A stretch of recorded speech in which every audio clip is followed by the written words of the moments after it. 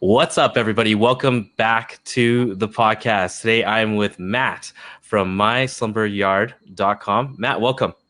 Thank you very much for having me. Yeah, so if you're watching on video right now, I know some people are listening through the podcast, but some people are watching video. We've got the names labeled on the video. That's not Jeff Rizzo, but Jeff Rizzo is his partner, who we had on a previous episode, and now this is Matt's time to shine, I guess, on the podcast. Matt, why don't you tell us a little bit about yourself, your company, and where you guys are based and stuff like that? Sure. Yeah. So my name is Matthew Ross. I'm 28 years old. We're based in Reno, Nevada. We actually moved up here, I want to say about 14, 15 months ago. Previously, we were based in a small town named Rockland, California, about 45 minutes north of Sacramento. And I am the co-owner along with my business partner, Jeff Rizzo, who you referenced. And we own and operate two different websites and YouTube channels, both of which focus on reviews, comparisons, and buyer guides of popular consumer products. The rizknows, assets, the YouTube and website focus more on tech, sports and outdoor products, and we also have a deals and discounts portion to that website. And then the SlumberYard focuses more on sleep products and mattresses. Awesome. How did this all get started for you on your end? I know that we interviewed, Jeff has his own part of the story, but I think it'd be interesting to hear your how you kind of came about this as well. Sure. Yeah. No. So Jeff and I actually met at our both of our first jobs in investment banking. So we were both working in LA for a pretty well-known Wall Street firm. We were doing mergers and acquisitions, and Jeff actually left the firm a little earlier than I did, and he started his own YouTube channel. Back then, it looked a lot different than it is now, but we kept in touch. We were very good friends, and things started to go pretty well for him, and we just kept talking, and then finally, we kind of just said, "Hey." Jeff came to me and said, "Do you want to join? I think we could do something with this." And I was looking for an exit. I didn't want to do investment banking anymore. I'm not sure how familiar you are with that industry, but it's a definite grind. And I just didn't want to be, I didn't want to live in LA, and I didn't want to anymore, and I didn't want to do investment banking anymore. So it was a nice exit opportunity for me. And I've always wanted to kind of grow, be a part of a team, a small team, and really grow a business and be an owner. As opposed to just an employee, and so it was a great opportunity for me, and that's how it kind of came to be that Jeff and I joined forces, and then from there, we just started with the rizknows YouTube channel at first, and now it's kind of morphed into a couple different websites and a couple different YouTube channels. I'm a former finance guy myself, so I'm pretty familiar with that kind of world. I think If I was working in the office and someone left and then they started their YouTube channel, and I don't know how long ago it was, but I personally, I didn't know very much about this industry before and when I was in finance. So I probably thought that was pretty strange. Did the people you worked with, did they also think that was? Oh, you have no idea. People looked when Jeff left. People looked at him like he was crazy. Then when I left, they looked at us like we were crazy. But for the most part, it's almost kind of fueled our motivation a little bit because, like you said, a lot of people they look at YouTube and they go, "Oh, it's just these guys are making YouTube videos," and they don't really see the websites behind it, and they don't see the numbers behind anything, and so they just go, "Oh, these guys are just making review videos of fitness trackers and mattresses. Like, what are these clowns doing?" So it definitely was, but it's like I said, it's been a source of motivation for us to kind of prove them wrong. Yeah, absolutely. I mean, at the end of the day, too, it's just affiliate marketing is the monetization part of it, but really, you guys are building a media company. I think that's probably how you look at it. Why don't you tell us a little bit about those first days then when you came online with the rizknows brand? What did it look like, and I guess what was your role? Like, how'd you guys kind of divvy that up? Yeah, sure. So when I first came on board, it was mainly wearable tech focused, to tell you the truth, and it was more so kind of I would say like a lifestyle vlog and review channel, because it was all based around Jeff, because that's what, that was it was his channel for about a year before I joined. And so our goal was to make it more of I guess, a bona fide review channel instead of more of like a typical vlog, or like, think of like an Instagram type, influencer type situation. We wanted to make it more of a business profile. So that was our biggest goal. And we slowly, got rid of all the vlogs and all that kind of stuff, and focused more on the actual products. And really, it was just the rizknows YouTube channel first. Then we redesigned rizknows.com, got that online. And at first, that was just focused on deals and discounts and reviews of tech products and fitness products and sports and outdoor products. We did that for a while. To tell you the truth, the deals and discounts portion of the website, it does well, but we put a lot of time into that at the beginning. But then we kind of slowly noticed, hey, this isn't for us. We don't want to be slick deals. We don't want to be deal news. And so we've slowly gotten away from that. And then, we sort of discovered mattresses, and for the past maybe 18 months, that's been our primary focus, just because it is a profitable little niche. So if we were to put the two businesses side by side, or assets, because it's really just they're assets inside of your business, I guess. Yeah. What can you make a comparison? Like, how big is rizknows, and like, let's say, like, how big is MySlumberYard in those two? Sure. In terms of I guess views, if you want to call it, because I know people like to say users or page views or whatever. We kind of combine both, because we're talking about YouTube and the websites. We combine them. So in terms of views, the rizknows YouTube channel dwarfs the SlumberYard YouTube channel. In terms of actual users or page views on both websites, they're about comparable. But there is some overlap between both. And so it is tough to distinguish sometimes, because we do review mattresses on the rizknows side as well. So there is some overlap, and there's a little bit of strategy to that on our end. And I don't want to, I guess I could tell you a little bit, but I don't want to go too much into our details, because I don't want to get the cat out of the bag a little bit. But yeah, so it's tough, but yeah, I'd say on the YouTube side, rizknows still dwarfs SlumberYard, but then on the website side, they're about comparable. Oh, okay, interesting. So you're saying that the traffic from traffic to MySlumberYard and rizknows in terms of website traffic are pretty much similar, and whereas with MySlumberYard is a pretty new startup for you guys, basically. Yeah. So rizknows, the YouTube channel, and our accompanying website have been around much longer than the SlumberYard assets. We first started the SlumberYard YouTube channel. We spun that off, and it's doing pretty well. I think right now, last I checked, we have around 25,000 subscribers, which is pretty good for a mattress review channel. I mean, think about it. Most people don't want to subscribe to a mattress review channel. They want to subscribe to the Jake Pauls of the world, and all the different bloggers and influencers out there. So we feel like it's pretty. We've done a pretty good job with that channel. It continues to grow month over month, just on a net subscriber basis, and so we're happy with the growth of that. But rizknows is still kind of on the YouTube side is still kind of the king for us. Okay.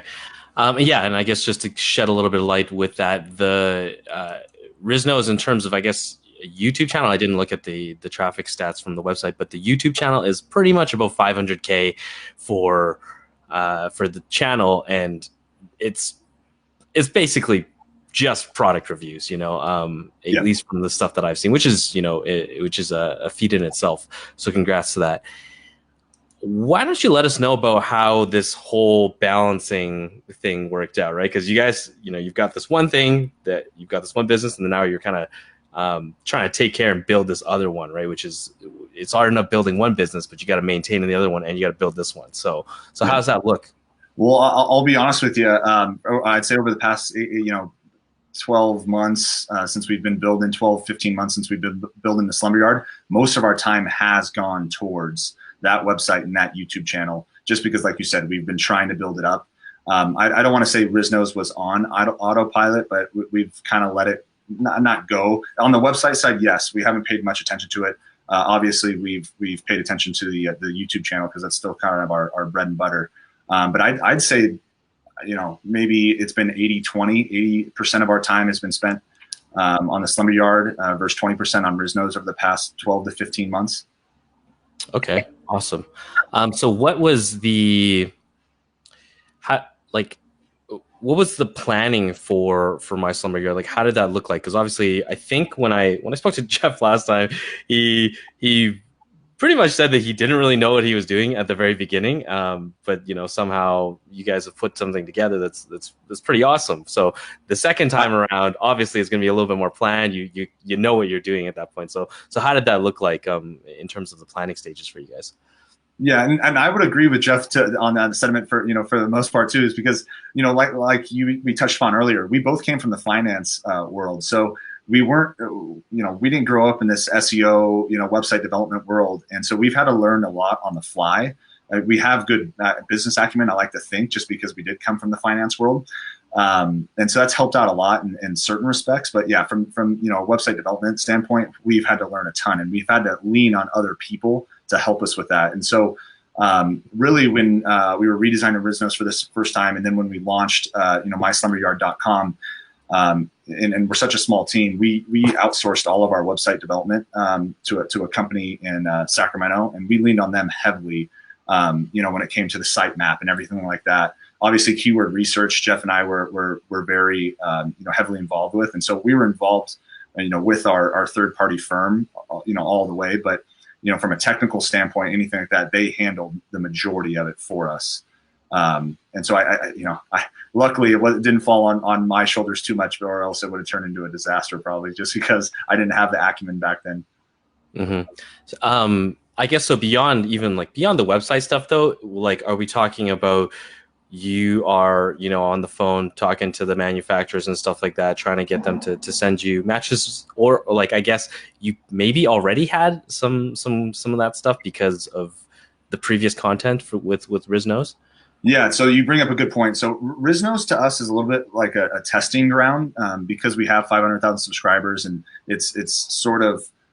we're not niche focused on the rizknows channel. We can kind of bounce around from category to category and kind of test things out.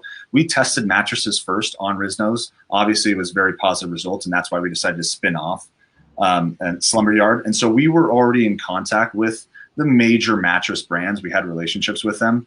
I wouldn't say all of them. Now we're pretty much, we have contacts and relationships with pretty much every single major, online D2C mattress brand out there. And so that did definitely make it a lot easier, because as a startup, if you just tried to start up a YouTube channel,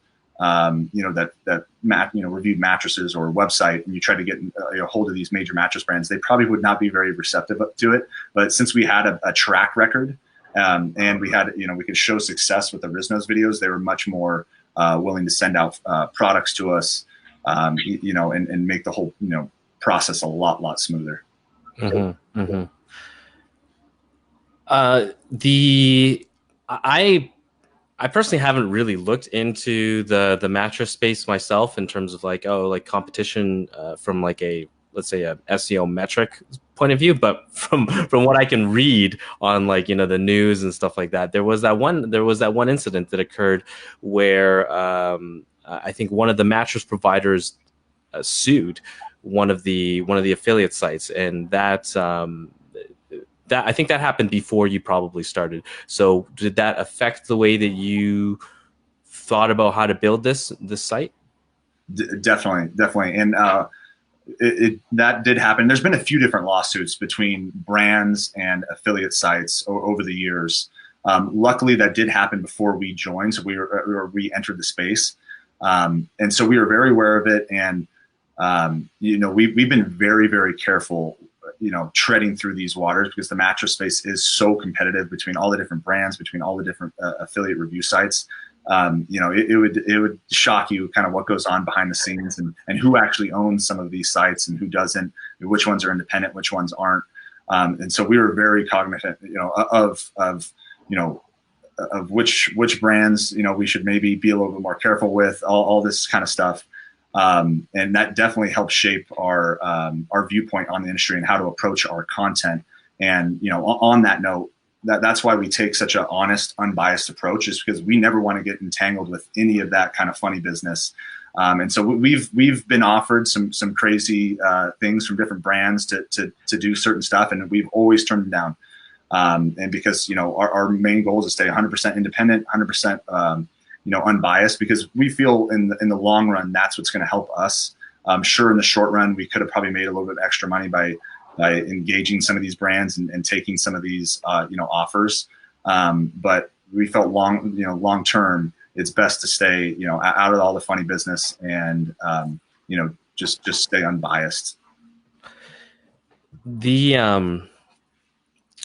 trying to think here. So the one thing that's interesting too, when you go and you arrive on your website, is you have this video, this intro video, which I've seen some intro videos before, but I think yours was pretty unique. Could you walk us through, you know, why you did that and how you did that? Obviously there's a script and things like that. You guys are very good at video at this point, but maybe walk people through the process of you know, how they can emulate that for their own sites in like different niches as well. Sure. Well, really the intro video kind of stemmed from the previous topic that we were just on, is because we knew the mattress industry was so competitive, and there was a lot of funny business going on that some consumers are aware of. You know, I'm sure like you did, you read about the lawsuit, you know, on different news publications and things like that. So part of the motivation for creating that video was to let consumers know, hey, we're one of the few truly independent mattress review sites on the internet. You can trust our reviews, you can trust our comparisons, you can trust our content. And so Jeff and I sat down, we wrote that script together.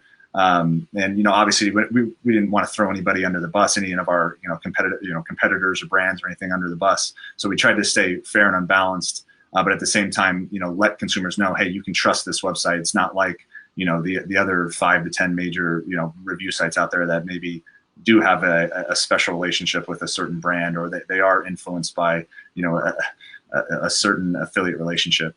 Definitely. And I think people do appreciate that whenever they land on the site. You know, there's different levels. I look at sites all the time. I mean, you know, it's really easy to find affiliate sites. You just have to type best something into Google, and you'll land on you know, hundreds.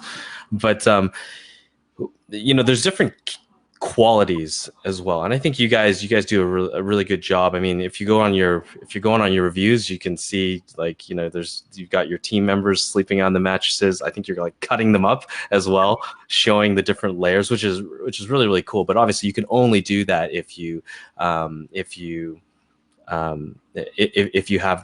get the mattresses and stuff like that. Do you have any special techniques or anything like that for folks who can kind of emulate that in a manner where, you know, they're able to form these special relationships with manufacturers and have them give you some stuff essentially to review? Sure. Well, yeah, I'll answer the question real quick, and then I want to get back to what you said, because I do think that's important. I mean, as far as developing relationships with brands, you know, it's really going to come down to whether you can provide some history of traffic or history of success. Like I said, if you're just to start, it's going to be tough. It's going to be tough sledding to try to, you know, if you're just, you know, first website or first YouTube channel, you don't have any subscribers, you don't have any traffic yet, to try to call up one of these brands and say, hey, can you give me? So you're going to have to start small. So I unfortunately, I really don't have a good answer other than you got to show some sort of track record. But then once you do have a track record, it does become easier and easier. The road, I mean, like, you know, it's very easy to pitch these brands, say, hey, we want to do a review on XYZ product. Can you send out a review unit? You know, it becomes easier and easier. But getting back to the actual, I thought you brought up a really good point about, you know, our reviews. And that's very important to us, about those pictures of us sleeping on the mattresses and actually cutting up the mattresses, because we feel that is part of our key differentiators, is that we actually have these products, we test these products, and we can show on our reviews all these different graphics and videos and things like that, which not only are engaging for the consumers, but then it does it gives off a sense of trust to the viewers as well, because there are just, and I'm sure you see them all the time, all these spec review sites who don't actually have the products. There's no pictures, there's no videos, so you can't really know, you know, whether they actually have the product or not, or whether they're just influenced by a brand, or whether a brand's paying them to, produce that review. So that is very, very important to us. And that's a big reason why we're so big on video and why we're so big on graphics, is because we feel it does give our site that authentic look and feel, which that's our ultimate goal. Mm-hmm. Could you walk us through what your team looks like? Yeah, sure. So, as you've probably gathered so far, we're very big on video. We're actually, we'd say we're probably video focused 1 and written content, 2 is kind of our priorities, which is probably flip flop from most, affiliate sites. So the majority of our team is made up of video producers, and we have a very talented team here of video producers and video editors. We have 6 actually on staff here in Reno, and they're all fantastic. They're incredible. And then it's Jeff and I, and then we have a graphics, a guy who handles graphics for us. So you go on and you see some special pictures, or you see the the thumbnails and things like that. And he's very talented as well. And we have a few people that help us with content, and then on-cam people as well. So it's sort of split between, I guess, content and video production. But I'd say the video production staff is kind of our biggest department, and that's just because we're so video focused. So what is your role then, I guess? Are you the manager? Yeah. Of all these people? Jeff and I, Jeff and I are obviously the owners, and I will say Jeff and I both wear a lot of hats. We're all over the place. For the most part, though, between Jeff and I, Jeff likes to handle more of the content, so he's he's on camera. He's much better on camera than I am. This is, as I was mentioning to you before the podcast started, this is kind of my first time on a podcast or live stream or anything like this. So I'm not used to being in front of the camera. So Jeff handles the content side. So this is an exclusive.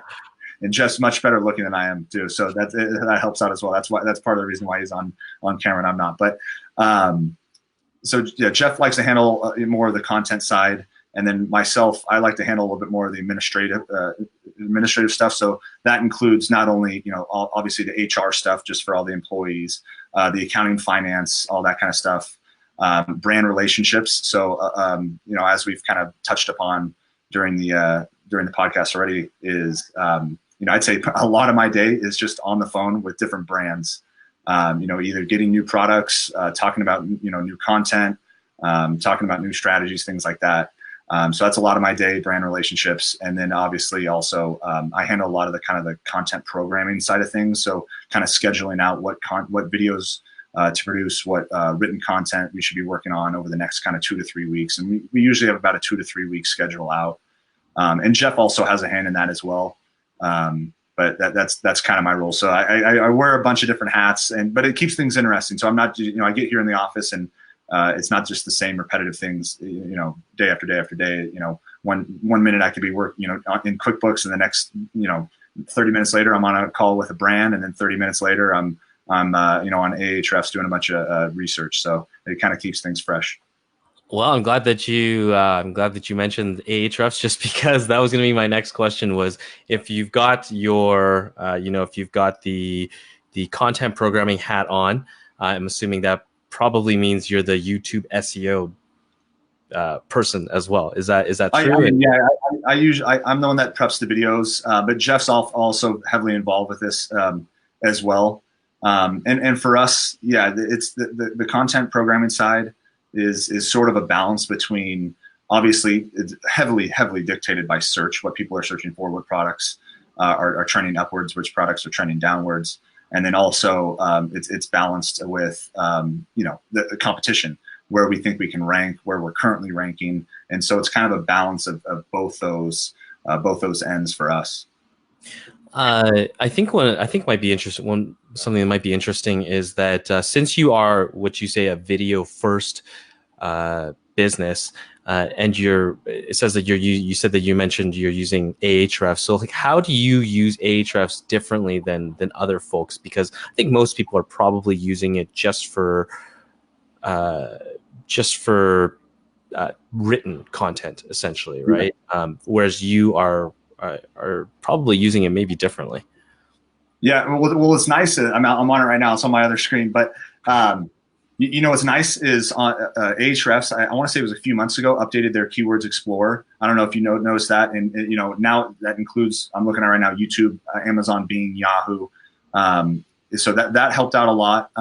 But for the most part, we do approach YouTube, and there's a few things on YouTube that we pay attention to as well, and that's outside of Ahrefs. And so it's kind of marrying the two, Ahrefs and YouTube, is where we kind of come up with what content. But for the most part, we use it, I'd say probably like most other people, like yourself or other people, do it based on the written side, and we kind of marry it with the video side. And mainly too, because every video we do, we try to do a written post, and so they are kind of interconnected. We're not going to do a video without a written post. We're not going to do a written post without a video, usually. So they are kind of interconnected. So I would say I use Ahrefs kind of more so like most people, like most affiliate marketers probably. So how does that YouTube aspect fit in there then? Where, like, how does it marry in with that? Like, what metrics are you looking at? What isn't, like, what are you grabbing from? On the YouTube side, we use a tool called TubeBuddy, which helps out a lot, and they have they'll give you tags, and TubeBuddy's awesome for a number of reasons, but on the I guess on the search side. They'll give you popular tags that you really wouldn't even think of that people are searching for on YouTube. So that helps out as well. And not only keyword, on the TubeBuddy side as well. So that's what it's kind of balancing both Ahrefs and TubeBuddy on the YouTube side. To tell you the truth, I still use on Keywords Explorer on Ahrefs, I still use just the Google tab more so than the YouTube tab. Because at the end of the day, one of our biggest goals is obviously we want to rank within YouTube's. YouTube is this second or third biggest search engine in the world. Our goal is when you search product on YouTube, we want to have multiple hooks on the water, in the water, within those first 3 to 5 videos. But our other goal is we want to be included. We want our video included within the Google search. So Google is still kind of the king for us, even though we are video focused, because Google, over the past several years is including more videos in their SERPs, and so that's what's kind of driving us. Is we want to be in those SERPs. We want in that carousel 3, we want to be included. I love that. I love that. Is there?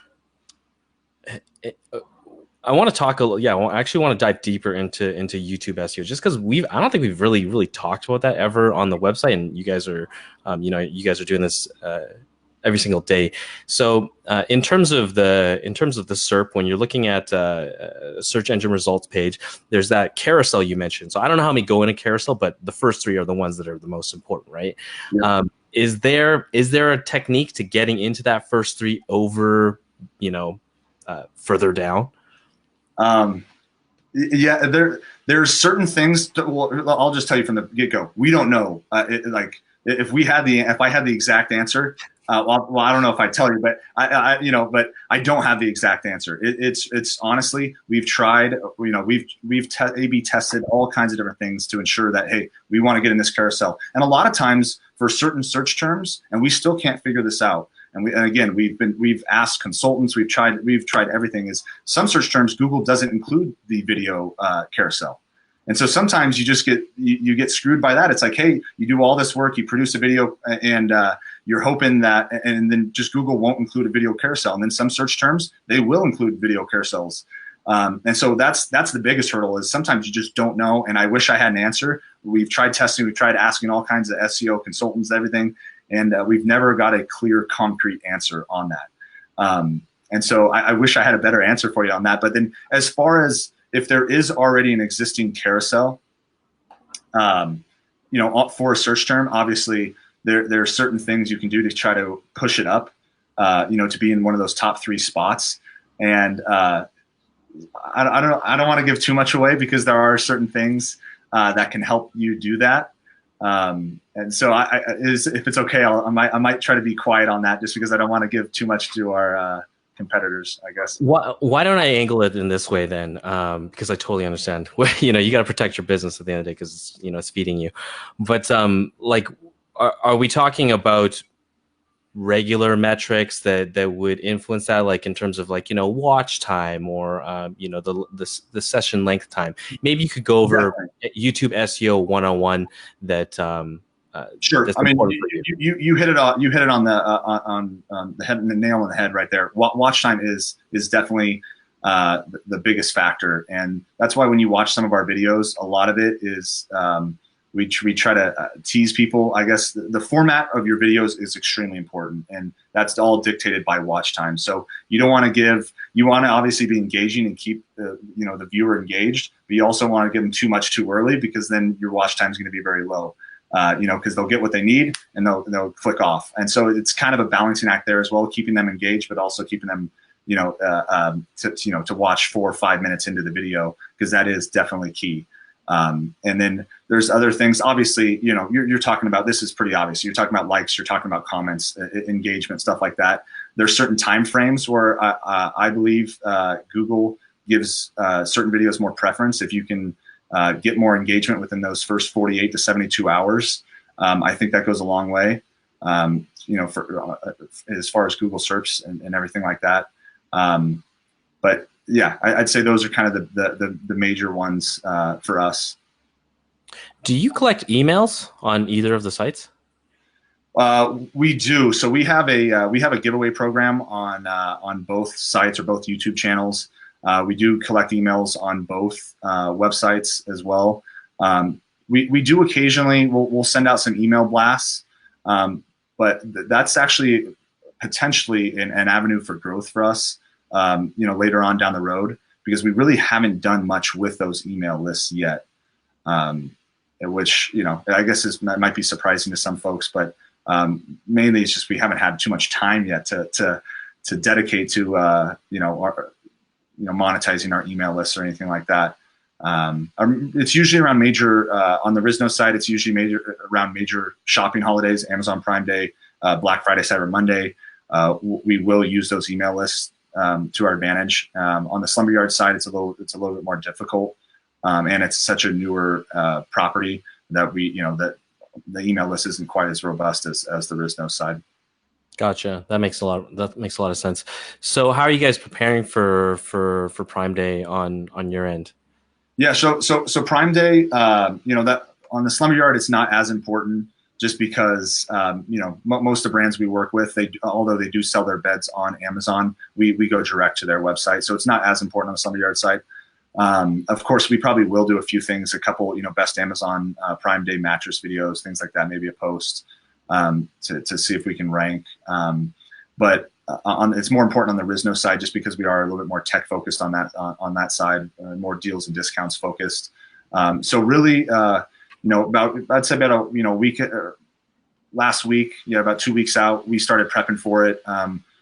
We have different, you know, spreadsheets going with the different deals that we know are going to be there, and we'll produce content around it, videos. We'll obviously have our deals and discounts portion of the website completely updated, ready to go, and then we also have different written articles about what we think are, you know, the best deals per category. But you know, a lot of it for the Amazon Prime Day and, you know, and the Black Friday, Cyber Monday is, yeah, those, you know, those few videos, those few posts help. But really, we kind of see those big holidays as almost like a picture of your hard work throughout the year. Because really, what happens is, you know, the so-and-so product goes on sale on Amazon Prime Day. Someone goes into Google and types in, oh, do I really want to buy this, you know, this camera, or do I really want to buy this mattress? And so then they search it, and that's really where your hard work throughout the year comes through, is that you're kind of piggybacking on the sudden, you know, increase in search volumes over those 3-4 days. Yeah, for sure. Absolutely. That makes a lot of sense. And I mean, also the conversion rate's got to be just way higher for that kind of time frame as well. Yeah, you definitely get that.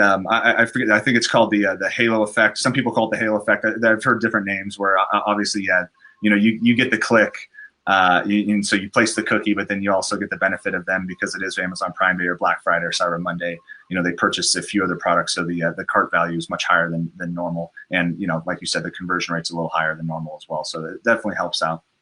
Yeah, there's this crazy stat too. It's like anyone that has like a Prime membership, if they go on to Amazon, it's 70% chance that they will leave they will leave the store or leave the website purchasing something, which is insane, right? Like, and those people are members, obviously, so they're paying, I don't know, like 70, I don't know what it is, like 70, $100 or something like that, basically, to be a member. So they're already paying for that, and then obviously when they arrive there, they've basically bucketed themselves as this like high LTV customer, essentially. Yep. Let's talk about the giveaway. What's the giveaway like? How does that work? I watched the giveaway video. It's pretty funny. At least I saw one. I don't know. I didn't watch them all, but yeah, walk us through that and how that's performed for you guys. Sure. Yeah. I mean, it's kind of motivated by two different factors. One is obviously we want to give back to our subscribers who have helped us, and then two, there is some benefit for us, obviously, where it helps us with engagement, helps us with views within the first 48 hours. And there's certain things that they need to do in order to be eligible. One of which is, we will collect emails, things like that. And so there's, it definitely helps us out from that perspective where we get, we build our email lists. We get them to engage with almost every single one of our videos right from the get-go. And so those are really the big primary factors of why we do have the giveaway clubs on both channels. And it's been great so far. I mean, people love it, especially on the SlumberYard side, just because they're getting a brand new mattress every single month. And so that one's very competitive where, I mean, I'll get an email a day like, have you guys chosen the winner yet? Can you make sure I'm entered in the giveaway? And so it really just, it hypes people up and gets them very engaged with our content, which at the end of the day is our ultimate goal. What's the steps that people have to go through in order to enter, and like, I don't know, how do you verify that? I guess, how do you verify that they did all that stuff? TubeBuddy helps out a lot, and TubeBuddy is how we pick the winner too. So there's certain tools within TubeBuddy where they allow you to pick a random winner. Okay. And so that way, yeah, we're not just like picking favorites or anything like that. And so really in order to be eligible, they have to, watch the videos, like the videos, comment on the videos. And then there's a few, give us the email for the email list. And like on the SlumberYard side, we were running a survey for a while because we were going to do some content around it, where they had to fill out a short little, oh, sorry, something's popping up. Is that popping up on your screen? No, okay. It's not popping on my screen. Okay, good. I just heard the sound. I'll leave it. Sorry about that. So we were running like a sleep survey where we were getting a bunch of data from people about, how, their sleep preferences and what they do before bed and things like that, because that was going to help us with content and maybe potentially, help us get a few backlinks from that. So there's certain things that they got to do, but the biggest thing is pretty much just engaging with our content on a daily basis. And then we use TubeBuddy to make sure that they actually, to see which users actually are, liking the videos, commenting on the videos, and then we'll cross-check that against our email list and then have TubeBuddy select the winner. That's pretty cool. I don't know very much about TubeBuddy, but it sounds like this is what I have to look into after this call here. You mentioned backlinks there, and backlinks are obviously very, very important for SEO work. And I don't want to discount the fact that I don't want to discount this as like a ploy or anything like that, but obviously you guys have a veterans program, and you also have a scholarship program as well, and those are, you can see those on the website and stuff like that. How has that worked for you in terms of building rapport and also like SEO and things like that? Has it worked out the way that you had hoped? Yeah, no, I'll be honest with you. I mean, I'm not going to sit up here and tell you that there wasn't a second motivation to the scholarship and the veterans grant. But with that said, I mean, we obviously did want to help out a student, for the scholarship, and we're not talking a large amount of, the crazy, full ride scholarship or anything like that. And then the same thing with the veterans grant. Jeff actually has a few relatives who were veterans, so that was more near and dear to his heart. Although, obviously I'm very supportive of the military as well. And so that was kind of the motivation there. Really for us, putting that aside, of actually helping people out, there was an SEO motivation to it. The scholarship, it's so played out at this point that I can't even say it was that beneficial from an SEO standpoint, and especially how closely Google monitors those types of links now.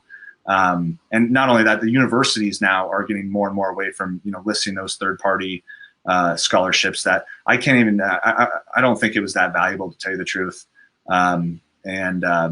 Really for us, it was like we saw all of our competitors doing it, and it was one of those things where we wanted to match, our competitors from an SEO standpoint with those links. And so, yeah, it's been great. And, we're looking forward. We select our winner here, I believe, either next month or the month after for the scholarship. And this will be our first year you're doing it. So we're excited to do that.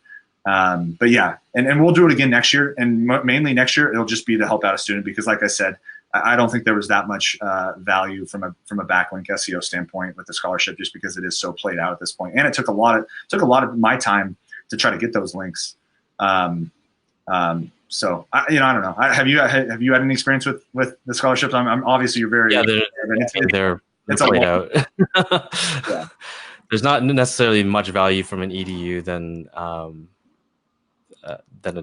.com and stuff like that. I kind of actually think that the value of a veteran's is it a grant? I guess is that how it's is that the name of it? Yeah, I kind of think there's probably more value in that, just because you can approach tons of different nonprofits and things like that aren't their .coms and whatnot. A little bit. I feel like it's a little bit more diverse. Yeah, that's my thought on it.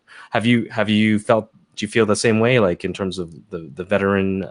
We haven't had as much luck from a backlink standpoint with the veterans grant, just because I feel like it is so new. It's kind of an outside the box, I guess, idea a little bit.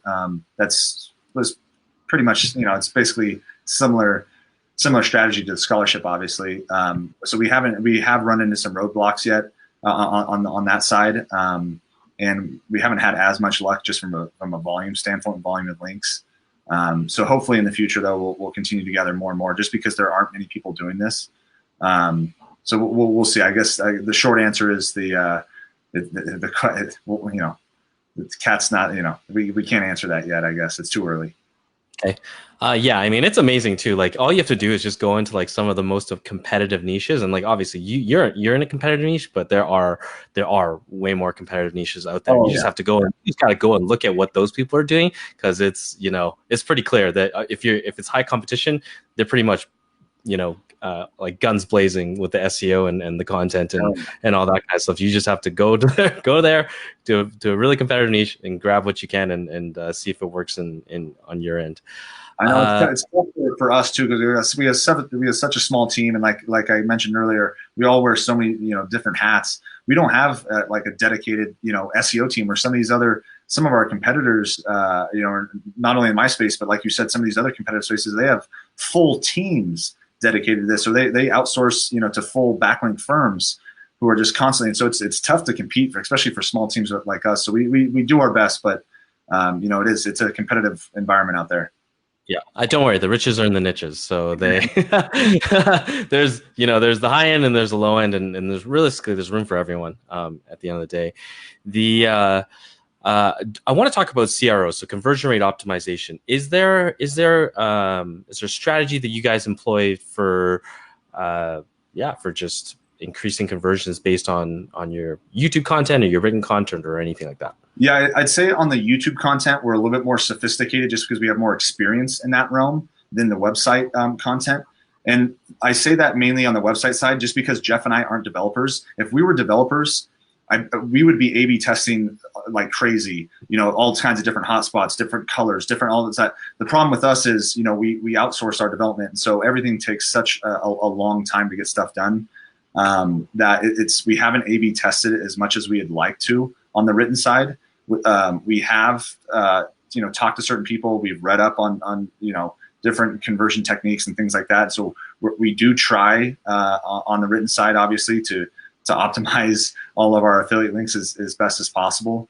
But I don't say we're still learning, I guess, is on the written side would be the best. I wish I was a developer, because I'd probably be much further along on the CRO side, because we, just like I said, we could test a lot more. On the YouTube side, just have much more experience on what works and what doesn't work. And again, it all kind of comes down to how you phrase stuff and the format of the video. as far as getting conversions on the YouTube side. For us, really, we try not to be too salesy, and I think that actually helps. Helps us. There's a lot of review sites where it just comes off so fake, and I think that even though they're trying to obviously increase their conversion rate, that it actually has the opposite effect, where we take more, like I said earlier, an unbiased approach, and I think that actually in the long run kind of helps us, because people start to trust us, and then when we do tell them, hey, this product's awesome, they buy. Interesting. I definitely feel like anytime you're dealing with somebody purchasing something, either you're creating content or making a sale, there's a lot of this like game theory that goes in your head, that you have to play out different scenarios. Like, oh, if we say it in this way, or if we arrange it in this manner, what are they going to think? It might be better for us, but is it better for them? And are they going to be happy with the purchase and things like that? Obviously, you guys are constantly doing, very honest reviews and such. But what did you mean by the format of the videos? Like, that's very general to me. Yeah, the format, I guess it goes a little bit back to the watch time, and I know it sounds unrelated to CRO, but it still sort of is, about where along in the video you're releasing information that are like the major selling points for the product, I guess, would be the best way to put it. And so we've tested around with all kinds of different formats: long intros, short intros, saving the big selling points for what we feel for that product, towards the beginning, towards the end, towards the middle, behind certain other. It really varies by product category too. So, what really sells people on a mattress, what really sells people on headphones, on fitness trackers, because it does vary from industry to industry. And so, I guess that's kind of what I mean. And so it's definitely, like I said, I can't give you a full proof like, hey, this works every single time, because I do think it varies from product to product. So, like, for example, with headphones, there's certain things like battery life or audio quality that you can really catch people's attention with, and that will definitely help. Same thing with mattresses. And then beyond that, we've found graphics to be very, very valuable for CRO. In video graphics. So it's not just, myself or Jeff in front of a camera with no graphics, no music, not anything like that. But graphics really engage people, and especially if you give them directions within those graphics, those help, get them down in the description to be clicking those links. And then there's, obviously you want to get your links up as high as possible in the description and get people down there. So whatever you can do to get people down there will help out with conversions. Yeah, I remember I was watching this one video that you guys had, and it was like, I think it was like some sort of watch, a watch that you guys had, and there's like a little ant that was like crawling on the watch. I was like, I think they made that themselves. We have a very talented video staff, and we always tell them, be as creative as possible, include as many graphics as possible. Just, we want to give you guys free reign to do whatever you want, because that's what they really enjoy. I mean, that's why they love doing videos. And so they have a ball doing all those, making all the different graphics. And at the end of the day, it just helps us, because again, it just engages the viewers, gives them directions, and that way we can kind of point them to where we want them to point them towards. Yeah, that's very cool. And it does make sense that there's just not this template. I mean, I'm guessing you guys have a template that goes on everything, but at the same time, you know where to wiggle around and where to place stuff. I want to talk about this pretty unique part of your business, actually, that I didn't know at the very beginning. I only just found this out a little bit after getting on this call. So you guys, just doing a little bit of Googling, trying to figure out, what you guys are like, or what your business is like. So it said that you guys are a venture funded business as well. Is this, could you maybe walk us through that scope, of your business? Yeah, I would say, it's not like a huge Silicon Valley venture capital firm by any means whatsoever. It was actually, you could probably call it more of an angel investment. And so when Jeff and I, when I left investment banking, we're from that world, so we're kind of familiar with raising capital, mergers and acquisitions, all that kind of stuff. And so, Jeff and I had obviously had big ambitions, and so we wanted to raise a little bit of capital. So we approached an angel investor in the Sacramento area, which Jeff was sort of had a relationship with, and we put together a typical pitch deck. Luckily, we could put that together just given our background. So we put together a pitch deck, went and pitched the individual, and he's a very wealthy angel investor. I can say his name. His name is Mark Haney. He's a great guy. He's awesome,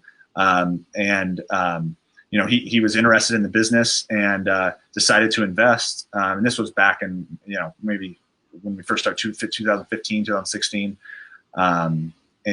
So he wanted in, and he even gave us, he owns a few different properties in the Rockland area. And so that's our first office was one of his properties, and he gave us a sweetheart deal on it. So it's been a good relationship, and he's just an excellent mentor as well, just because he's been around the block, and, he's invested in so many companies. He's built up, a variety of different companies. So he's just been a great sounding board over the years, a great mentor, and, he's really taken care of us over the years. So it's been great. I personally have never seen a pitch deck for a media company or an affiliate site before. So maybe you could tell us what that looks like. Yeah, that'd be pretty cool. Yeah, sure. So really, obviously, the template I took was from the templates basically that I used for 3-4 years in investment banking, and so that was the same template I used. For Mark wasn't too familiar with our type of business. He was, he's more familiar with like the typical distribution manufacturing businesses. And so I don't want to say we made it very basic of, to help him understand how we make money, what our goals were, things like that. So we had our key investment highlights, we had our financial section, we had our growth roadmap. So I would say it was a very typical pitch deck, just mainly because I took the template directly from some of the pitch decks I'd put together from some of the companies I worked with back in my investment banking days. So, but I wouldn't say it was too now if I put together a pitch deck for someone that we were actually trying to raise serious capital from like a big venture capital firm who was familiar with media companies and digital media and how affiliate sites work and everything, it would be a lot more in depth with different metrics and numbers and things like that. But back in 2015, we were such a young company still, and we only had really the one or two assets, that it was a pretty basic pitch deck. I don't want to blow it out of proportion and say it was some huge 80-page sim with all kinds of different. So I want to say it was maybe a 15-page deck, and it basically just walking through here's our business, here's how we make money, here's our growth roadmap, here's a few investment highlights, and here's our financial section. So 2015, what did the business look like? What did the business look like to a point where you felt like it's time to ask for, at this point, people ask for capital if they don't have anything.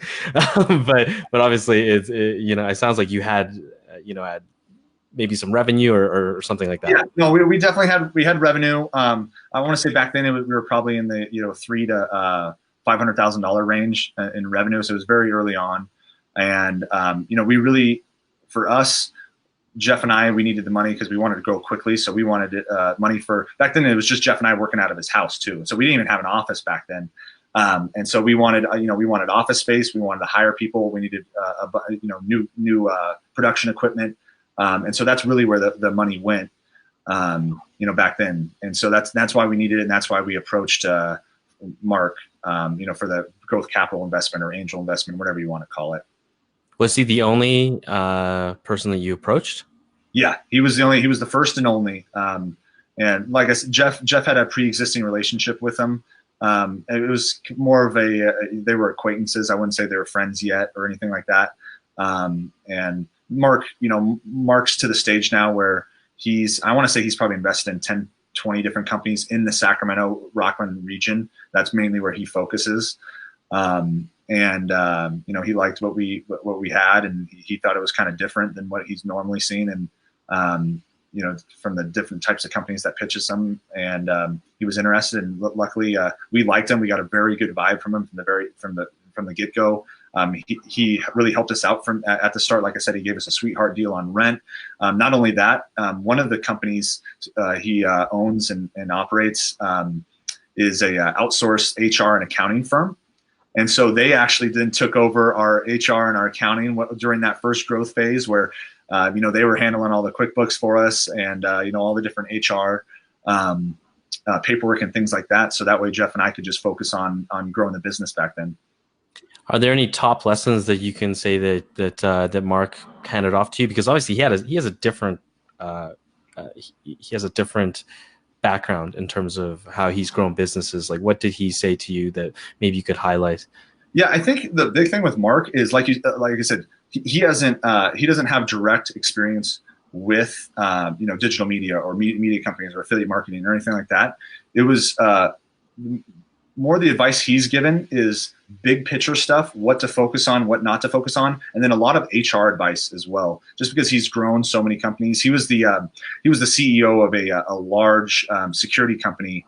I think it was maybe $100 million transaction back. I forget the exact time period, but they sold it to Brazos, or used to be Brazos a huge private equity firm. And so he has, he was managing hundreds and hundreds of employees, maybe thousands. And so he's very knowledgeable when it comes to, growing the business just from an operational and, HR standpoint. And because, Jeff and I are young, this was our first, we were employees at an investment bank before. This is our first time actually having employees being the bosses, the managers. And so at first we struggled, with that and how to properly manage people, how to set up, different processes and things like that. And so I'd say that's where he's been most valuable for us as a sounding board and just giving us advice. Awesome. Yeah, I think people just, at least in our community, we deal with such a varied amount of individuals, right? We've got folks who were just like you and Jeff, like really just starting out and doing that stuff. But we also, we have like an entire, we have a sister company called OnFolio where investors come and we essentially manage their assets for them and they purchase the websites. But then there's also, there's also other people who are raising money for their own portfolios of sites and then having like Human Proof Designs build those sites for them. So it's like all over the place. But I think it's really interesting because that stuff exists. And now that it's 2019, it's way more prominent. People kind of get it, and if they don't, it's pretty interesting for them because the business model is incredible at the end of the day. That sounds very interesting. Wow. Matt, I want to maybe cap off the conversation here. Do you have any final thoughts, any words of wisdom, whatever you want to say? Obviously, you guys started off and then you decided to go big or go home. So, sure. I mean, I guess the last piece of advice is one, and this is kind of what your whole theme is one, obviously try to find a niche and focus in on that. And that's kind of what we did with with the mattresses is we tried to, with rizknows, we felt it, we were kind of all over the place and it still sort of is. We're focused in tech products, sports and outdoor products, all this. And that's why SlumberYard has really been our first foray into just focusing on one niche. And what we found with doing that is there's a certain, economies of scale you can get with not only your knowledge about the different products, but also just the production processes, the content, time to get content live. And so that we've really found that to be helpful. And so just by focusing just on that mattress niche, gaining that economies of scale in quite a different number of facets has been helpful. And then the other thing is, for us, because the mattress space is so competitive and, our website, there's competitors that, outrank us and they're always going to be bigger than us. Is we haven't been scared to just go for the little fish or the pennies on the ground. So maybe the pieces of content that don't search quite as much, obviously you're going to be tempted to go for that review that searches 10,000 times per month or 20,000 times per month. But, for a new website is sometimes you're just going to have to pick the pennies off the ground and go for the content that searches, a few hundred times per month until you can start gaining some traction. And so it's a tough pill to swallow, but it's just something you got to do until you gain that traction and you start, building backlinks and getting a little bit of more, equity with Google. Awesome stuff. Well, congrats on starting the new site and what you guys have built over at rizknows. I guess we'll catch everybody next week, and thanks for everybody tuning in. Perfect. Thank you guys. Thank you for having me.